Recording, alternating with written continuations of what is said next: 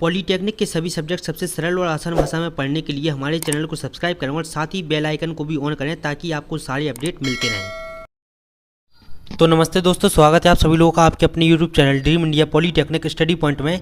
आज का जो हमारा वीडियो लेक्चर है वो है पीएलसी का, और आज हम जो कि अपना लेसन 3rd स्टार्ट करेंगे। देखिए, आपका पीएलसी में आईएमईडी स्विच गियर में दो लेसन पूरे कंप्लीट हो चुके हैं, ठीक है।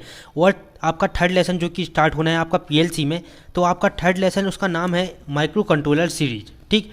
तो देखिए, पहले के जो हमारे 2 लेसन थे, पहला और दूसरा, उसमें हमने पीएलसी के बारे में जाना। अब हम तीसरे और चौथे लेसन में हम जानेंगे माइक्रो कंट्रोलर के बारे में, और 5वें लेसन में हम जानेंगे आपके स्काडा के बारे में। तो इस तरह से जो कि आपका पूरा PLC, micro controller and SCADA subject complete होता है, ठीक है। तो देखिए, आज का हमारा टॉपिक क्या है, माइक्रो कंट्रोलर के बारे में जो कि आज हम जानेंगे। देखिए, माइक्रो कंट्रोलर क्या होता है। देखिए, माइक्रो कंट्रोलर एक सिंगल आईसी पर एक छोटे कंप्यूटर होता है, ठीक। एक सिंगल छोटी आईसी पर एक छोटा कंप्यूटर क्या कहलाता है, आपका माइक्रो कंट्रोलर कहलाता है, जो माइक्रो प्रोसेसर में पाए जाने वाले सभी गुण को इंटीग्रेट करता है। इसका यूज कई प्रकार के अनुप्रयोगों में लाने के लिए इसमें रैम, रोम, आपका input port, output port, timer, आपका सीरीज पोर्ट और क्लॉक सर्किट जैसे बहुत सी क्लिप सुविधाओं में जो कि है चिप सुविधाओं में जो कि है उपलब्ध होता है, ठीक है। तो माइक्रो कंट्रोलर हमने जो कि ये जान लिया, ये आपकी एक छोटी आईसी पर जो कि एक कंप्यूटर होता है एक तरह का, जो माइक्रो प्रोसेसर में पाए जाने वाली सभी गुण को इंटीग्रेट करता है। इसका यूज कई प्रकार के अनुप्रयोगों में लाने के लिए किया जाता है, जैसे कि रोम में, रैम में, आपका input port, output port, timer में, क्लॉक आपका सर्किट में, ठीक। ऐसी ही सारी जो कि कई प्रकार की चिप होती हैं, उन सुविधाओं में जो कि इसका यूज किया जाता है आपके माइक्रो कंट्रोलर का। माइक्रो कंट्रोलर का यूज विभिन्न ऑटोमेटिक कंट्रोलर डिवाइस जैसे कि रिमोट कंट्रोल, ऑटोमोबाइल इंजन, आपका control system, power tool, office machine, खिलौने आदि में किया जाता है। देखिए, अब हमको इतनी चीज़ समझ में आ गई कि जो आपको माइक्रो कंट्रोलर होता है, इसका यूज हम कहाँ कहाँ पर करते हैं, आपका ऑटोमेटिक कंट्रोल में, ठीक। जो डिवाइस या जो आपके उपकरण ऑटोमेटिक आपके काम करते हैं, उन सभी में हम माइक्रो कंट्रोलर का यूज कहीं ना कहीं उसके अंदर होता है, ठीक है। माइक्रो कंट्रोलर का यूज किसमें, ऑटोमेटिक कंट्रोल डिवाइस में, ठीक, जैसे कि रिमोट कंट्रोल, ऑटोमोबाइल इंजन, ठीक, control system, power tool, office machine, खिलौने आदि में किया जाता है।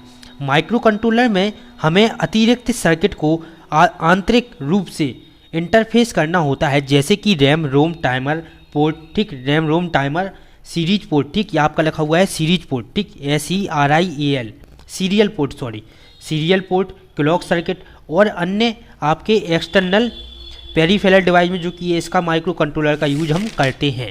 इसके बाद हम जानते हैं माइक्रो कंट्रोलर के आपके फ़ायदे क्या क्या होते हैं। देखिए, एडवांटेज इसके क्या क्या है।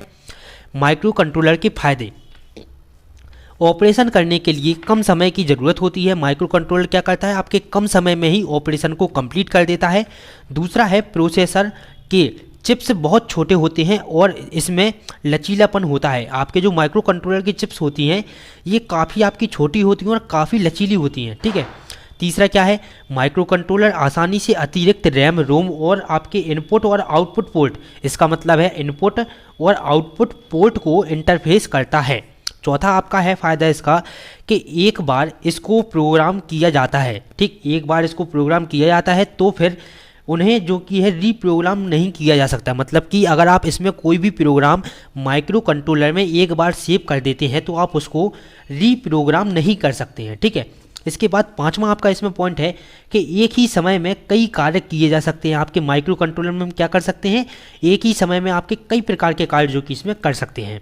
6वां हमारा आता है पॉइंट कि इसको प्रयोग करना आसान होता है। आपके माइक्रो कंट्रोलर का यूज करना जो कि है बहुत ही सरल होता है। आपके देखिए, इसके नुकसान क्या क्या हैं। इसका यूज आमतौर पर सूक्ष्म उपकरणों में होता है, ठीक। माइक्रो प्रोसेसर की तुलना में इसका आपका कंस्ट्रक्शन ज़्यादा जटिल होता है। यह सीधे हाई पावर डिवाइस को इंटरफेस नहीं कर सकता है। मतलब कि जो माइक्रो प्रोसेसर है वो आपके हाई पावर डिवाइस को जो कि है इंटरफेस उसका सामना नहीं कर सकता है, ठीक। अगला टॉपिक हमारा आता है इंटरनल ब्लॉक डायग्राम। आपके माइक्रो प्रोसेसर का अगर आपका इंटरनल ब्लॉक डायग्राम आपसे पूछ लिया है तो आप कैसा बनाएंगे। देखिए, ये आपका माइक्रो प्रोसेसर है, ये है आपका रैम रोम मेमोरी, ये है इनपुट और आउटपुट पोर्ट, ये है आपका पेरीफेरल लाइक आपका टाइमर और ईटीसी। पेरीफेरल के अंतर्गत मतलब आपके क्या लाइक आपका टाइमर, ईटीसी आदि उपकरण जो कि इसके अंतर्गत आ सकते हैं। अब अगला टॉपिक हमारा है कि माइक्रो कंट्रोलर जिसको हम लिखते हैं क्या 8051 पिन वर्किंग।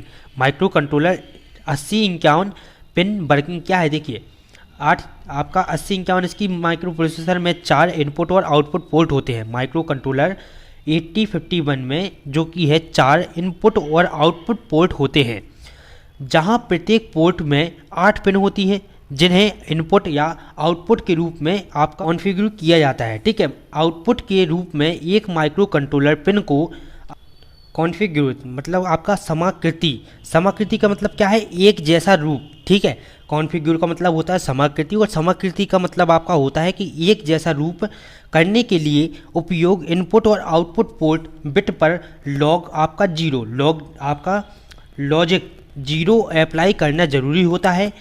इस कंडीशन में उपयुक्त पिन पर वोल्टेज का लेवल जो कि है 0 होगा। क्या होगा, 0 होगा। इसके बाद हम इसमें आगे देखेंगे, इसमें देखिए आगे लिखा है कि इसी तरह एक इनपुट के रूप में एक माइक्रो कंट्रोलर पिन को आपका कॉन्फ़िगर मतलब कि समाकृत करने के लिए उपयुक्त पोर्ट पर एक लॉजिक 1 को अप्लाई करना आवश्यक होता है। इस कंडीशन में उपयुक्त पिन पर वोल्टेज कितना होता है, वोल्टेज लेवल 5 वोल्ट होता है। इसके बाद देखिए pin diagram of 8051 micro controller. तो अब हम इसका डायग्राम देखेंगे और डायग्राम के बारे में हम अगले वीडियो लेक्चर में समझेंगे। ठीक है, देखिए डायग्राम ये है आपका, आप स्क्रीन पर देख सकते हैं, ये इसका डायग्राम है। हम आपको टेलीग्राम पर भी सेंड कर देंगे। ठीक, आप वहाँ से जाकर भी जो कि एक बार इसको ज़रूर से देख ले, माइक्रो कंट्रोलर 8051। ठीक है, आप इसका डायग्राम अच्छे से देख सकते हैं। इसको हम पूरे को आपको जो कि ये टेलीग्राम पर सेंड कर देंगे, तो आप इसको आज अच्छे से बना लीजिएगा। कल हम आपको इसके बारे में समझा देंगे और इसके आगे के टॉपिक के बारे में हम कल पढ़ेंगे। ठीक है, तो चलिए मिलते हैं अगले वीडियो लेक्चर में। नमस्ते। पॉलीटेक्निक के सभी सब्जेक्ट सबसे सरल और आसान भाषा में पढ़ने के लिए हमारे चैनल को सब्सक्राइब करें और साथ ही बेल आइकन को भी ऑन करें ताकि आपको सारे अपडेट मिलते रहें।